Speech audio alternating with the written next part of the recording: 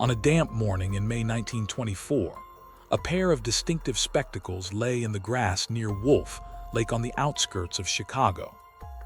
These glasses were not merely a lost item, but the first domino in a chain of events that would expose the dark underbelly of the jazz age.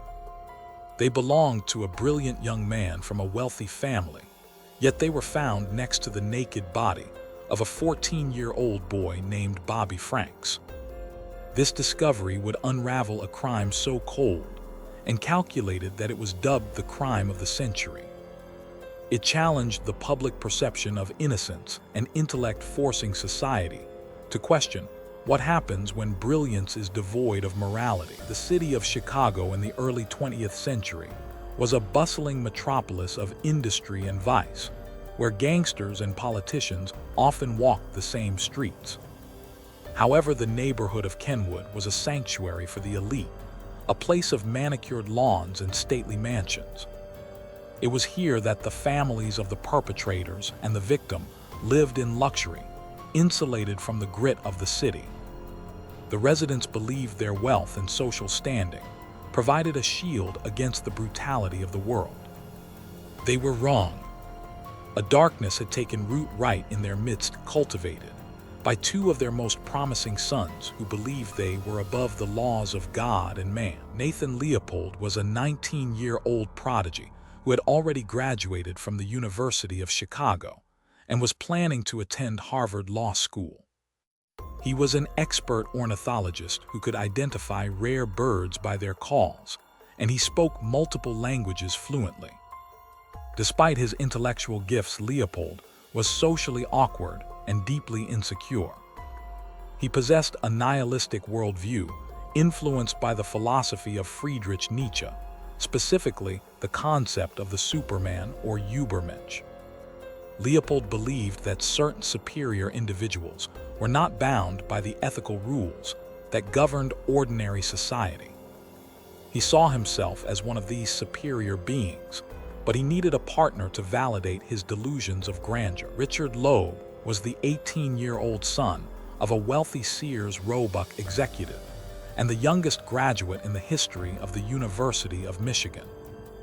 Unlike Leopold, Loeb was handsome, charming, and popular, a golden boy who seemed to have the world at his feet. He was obsessed with crime fiction and detective stories, fantasizing about pulling off the perfect heist. Behind his polished exterior lay a manipulative and sociopathic mind that craved excitement and danger. Loeb enjoyed the thrill of deceit and found a willing accomplice in Leopold. While Leopold provided the intellectual justification for their actions, Loeb provided the daring and the drive to push boundaries further than anyone expected. The relationship between Leopold and Loeb was intense and complex, characterized by a mutual dependence that bordered on obsession.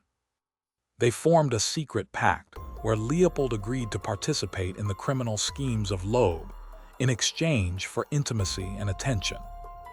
This dynamic created a feedback loop of escalating deviance, where each young man enabled the darkest impulses of the other.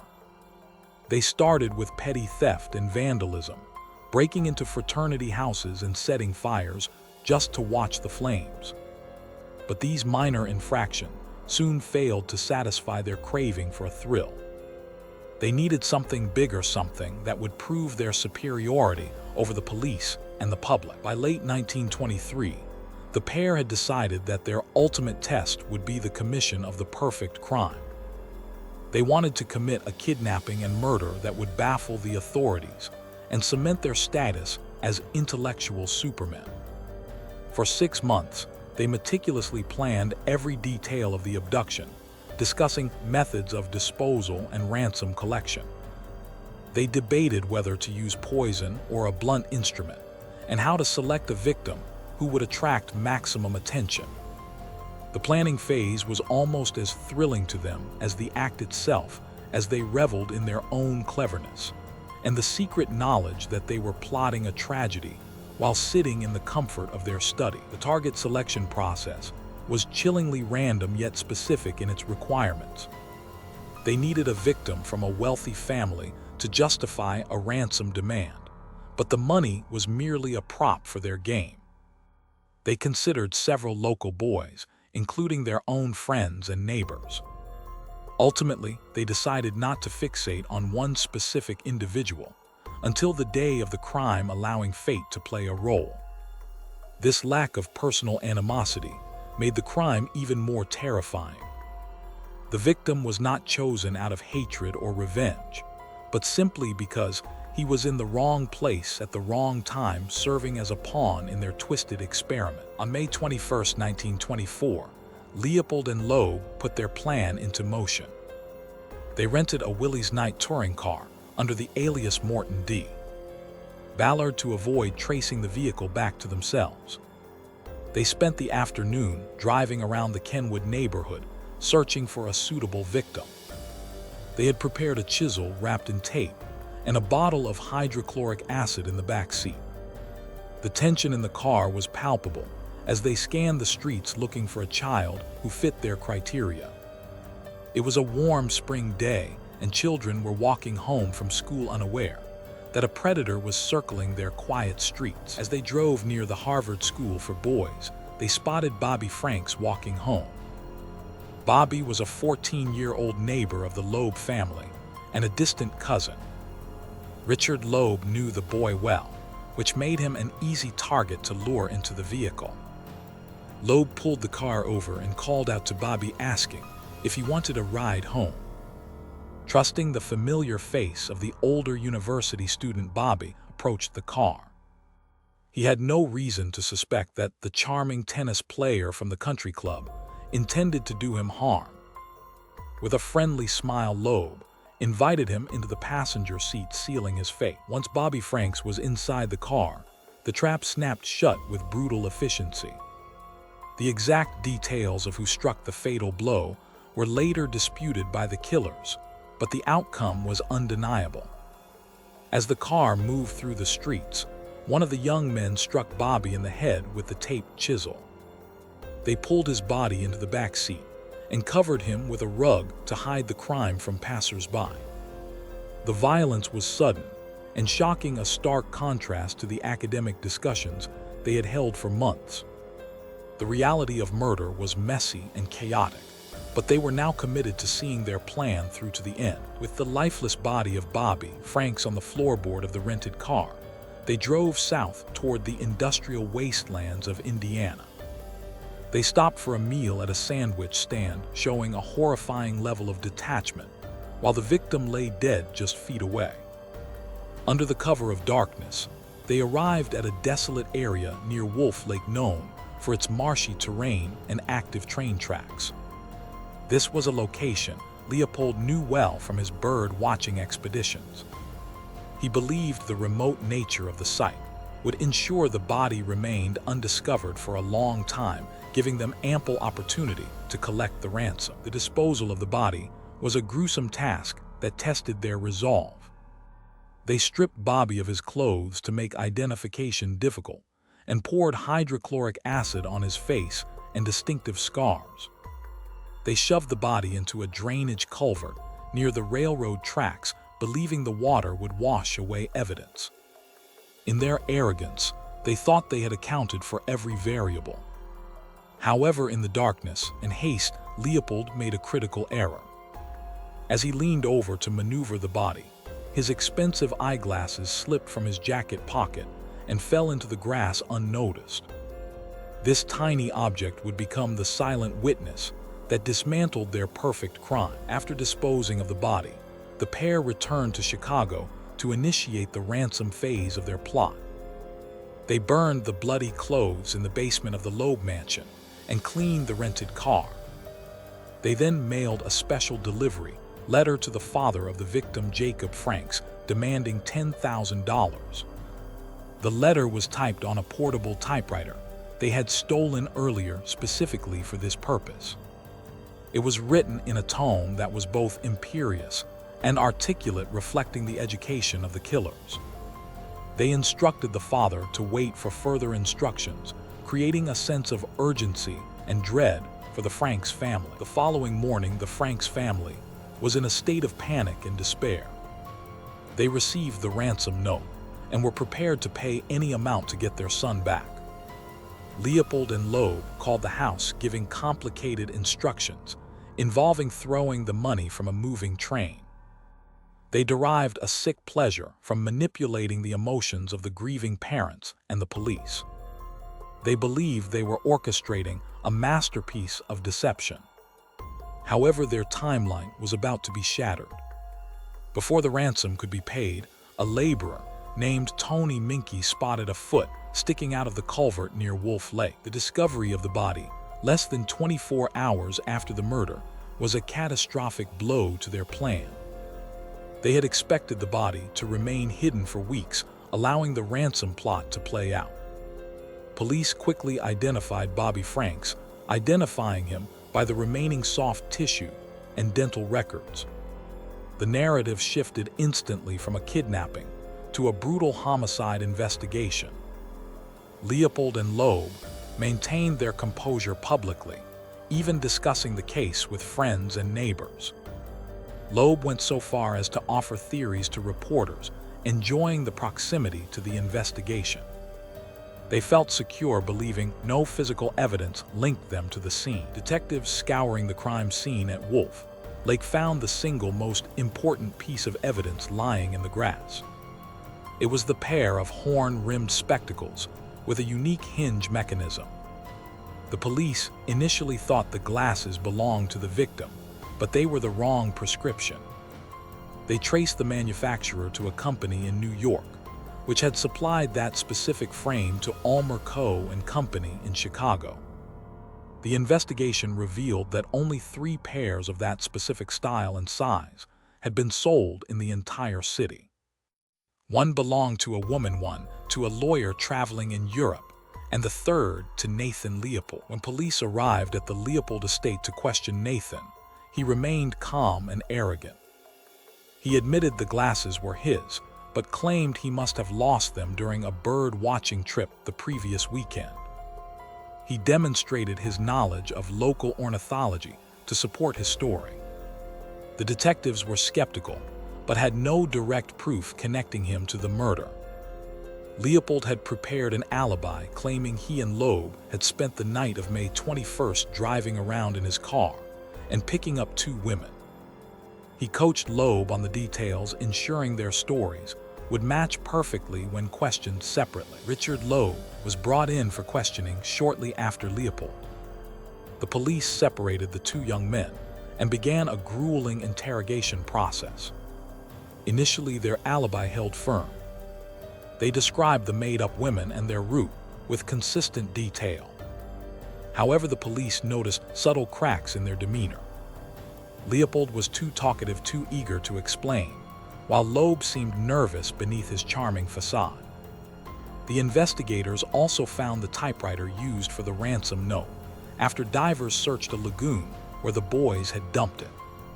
The net was tightening, but the boys relied on their superior intellect to outwit the detectives. The turning point came when the family chauffeur of the Leopold household, Sven Englund, inadvertently destroyed their alibi. He told police that he had been working on Nathan Leopold's car the entire evening of May 21st, and it had never left the garage.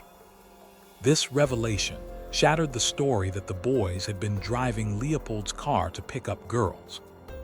Confronted with this contradiction, the composure of the young men began to crumble.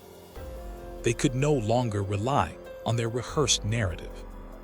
The pressure of the interrogation room combined with the physical evidence of the glasses and the typewriter forced them into a corner. Loeb was the first to break. Terrified by the prospect of the death penalty, he confessed to the crime, but with a crucial twist. He admitted to the kidnapping and the planning, but claimed that Leopold was the one who struck the fatal blow. He painted himself as a reluctant participant who was dragged along by the madness of his friend. This betrayal was the final severance of their pact. When police informed Leopold of the confession, he was furious. He immediately provided his own confession, admitting to the crime, but insisting that Loeb was the actual killer. Each blamed the other for the murder itself. The confessions of Leopold and Loeb sent shockwaves through the nation. The public could not comprehend how two wealthy, educated, and seemingly normal young men could commit such a heinous act. The press labeled them thrill killers, and the public demanded swift justice. The anti-Semitism of the era also bubbled to the surface as newspapers fixated on their Jewish heritage. The case became a lightning rod for debates about morality parenting and the corrupting influence of modern education. The families of the killers were devastated, retreating into seclusion as the media circus camped on their lawns, facing the certainty of a guilty verdict and the high probability of execution. The families hired the most famous defense attorney in America, Clarence Darrow. Darrow was a weary crusader against the death penalty, known for championing the underdog. He took the case not to prove their innocence, for they had already confessed, but to save their lives. He knew that a jury would almost certainly sentence them to hang given the brutality of the crime and the wealth of the defendants. Darrow made the strategic decision to have them plead guilty, thereby avoiding a jury trial and placing the sentencing solely in the hands of a judge. The trial became a sentencing hearing before Judge John Caverly. Darrow's strategy was to introduce psychiatric evidence to show that the boys were mentally ill, even if they were not legally insane. He brought in alienists, the term for psychiatrists at the time, to testify about the childhood trauma and glandular irregularities of the defendants. This was a pioneering use of psychology in the courtroom. The prosecution argued that they were cold-blooded killers who deserved no mercy. The courtroom was packed every day with spectators eager to witness the spectacle of the two young intellectuals on trial for their lives. The psychiatric testimony painted a disturbing picture of the inner lives of Leopold and Loeb. Doctors described Leopold's obsession with the Superman philosophy and his sexual perversions. They described Loeb's dangerous fantasies and his lack of empathy. Darrow argued that these factors, combined with their youth, made them less culpable for their actions. He portrayed them as broken machines rather than evil monsters. The prosecution ridiculed this approach, calling it a desperate attempt to excuse the inexcusable. The battle between retribution and understanding played out in the sweltering Chicago courtroom. The climax of the hearing was the closing argument delivered by Clarence Darrow. He spoke for 12 hours over 2 days, delivering one of the most famous speeches in legal history. Darrow did not argue that the crime was not terrible. Instead, he argued against the cruelty of the state, matching the cruelty of the killers. He appealed to the judge's humanity, asking him to look forward to a time when society would treat crime as a disease rather than a sin. He spoke of the infinite mercy required to understand the human condition.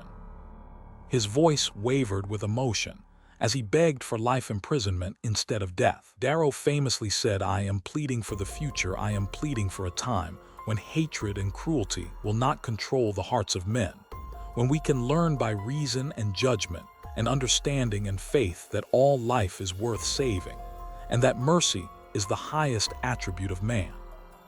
He argued that hanging these two boys would not bring Bobby Franks back, nor would it deter future crimes. He positioned the state executioner as a figure of barbarism. The courtroom was mesmerized by his eloquence. Even the judge was visibly moved by the sheer power of the rhetoric. On September 10, 1924, Judge Caverly delivered his verdict. The tension in the courtroom was unbearable as the judge began to read his decision. He acknowledged the brutality of the crime and the lack of mitigating circumstances in the act itself. However, he cited the youth of the defendants as the primary reason for his decision. He sentenced Nathan Leopold and Richard Loeb to life in prison for the murder, plus 99 years for the kidnapping.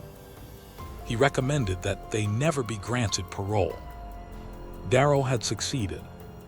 He had saved them from the gallows. Leopold and Loeb were transported to the Joliet Penitentiary to begin their life sentences. The reality of prison life was a stark contrast to the luxury they had known. They were separated for much of their time, but eventually reunited at Stateville Penitentiary. They used their education to set up a prison school teaching other inmates.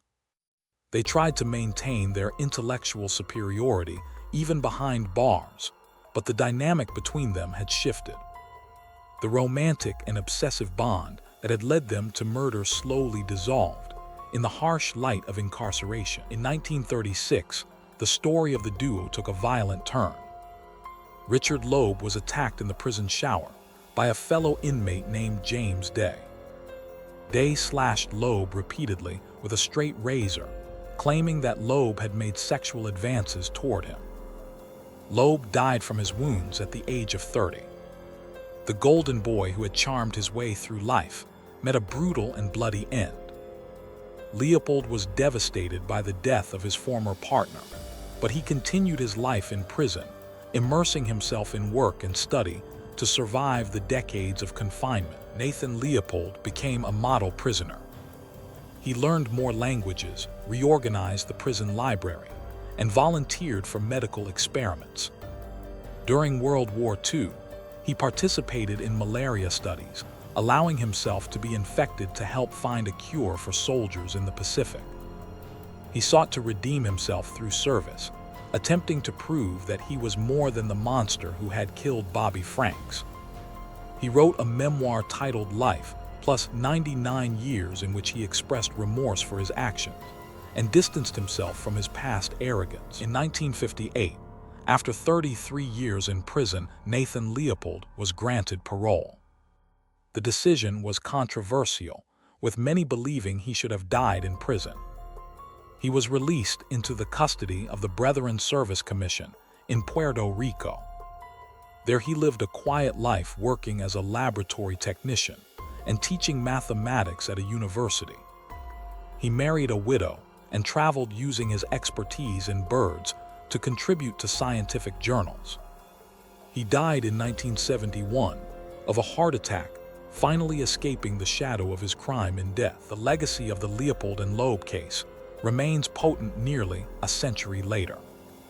It inspired plays, movies, and novels, including Alfred Hitchcock's Rope and the film Compulsion. The story continues to fascinate because it touches on our deepest fears about human nature. It forces us to ask how intelligence and privilege can coexist with such profound moral emptiness. The glasses found in the grass, the ransom note, and the tragic death of Bobby Franks serve as a grim reminder that evil can wear a sophisticated mask. Ultimately, the case stands as a testament to the failure of the Superman theory. Leopold and Loeb believed they were above the law, but they were brought down by their own human errors and arrogance.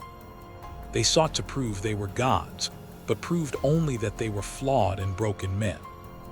The chilling quest for thrills ended not in glory, but in ruin, leaving a trail of destruction that scarred a city and a generation. It remains a cautionary tale about the dangers of unchecked ego and the fragility of the line between civilization and savagery.